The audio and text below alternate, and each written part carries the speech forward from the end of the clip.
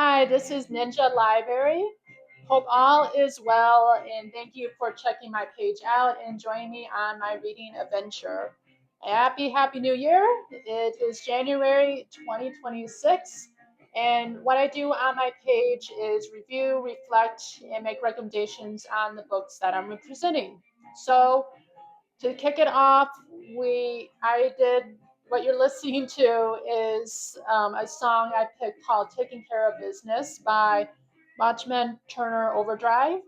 And why I picked this song is in relation to the book, which is "The Business Trip" by Jessie Gracia. And it is a mystery book. It is mid-size of 341 pages full of mystery. And it definitely, I would say, pops out at you. As you can see, the zipper and blue and all, with what I believe is jeans or a suitcase, not to give anything away. But the big letters also pop out at you. So the author definitely gives a lot of imagery when you first lay eyes on this book.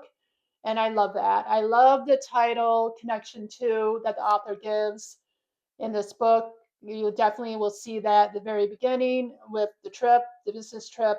And I love that the author puts that in the book, whether it be the character, whether it be the meaning, and just the storyline throughout the book. I love it. So this definitely captures you from the get go. To sum it up, but not to give it up. I want you to discover what I discover. I want you to enjoy it. I want you to be surprised by it, and definitely we can connect with it and our differences with it. So I'm not going to give all too into the book and what I have discovered, especially with the ending. But what I can do is sum it up for you, and that there is two women that go on a trip, and they end up dead. And who has done it, and how did they end up like that, is the mystery to this story. So we have two women. One is Jasmine. She comes from a really bad, dark background. She also has abuse in her relationships, specifically with her current one in the book. And she is escaping from that relationship. And she goes on a trip. At some point, she meets up with Stephanie, and Stephanie has it a little bit all together there, and she is going on a news conference, hence a business trip. She is a news director, and it connects with the author, with Jessie Garcia, whose her background is of the news and directing it. So I do love when authors connect themselves with the story and put themselves a little bit in the story or the character. So I love that about Jessie Garcia, is she actually puts a little bit of her in Stephanie.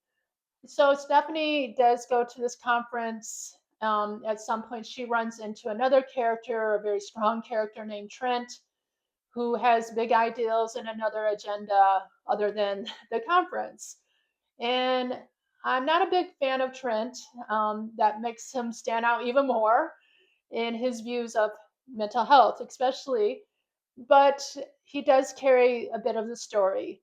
We also discover supportive characters between Jasmine and Stephanie, that you would consider friendships. And Jasmine, I would say she doesn't really have good friendships, especially at the end. You'll find out how great her friend is.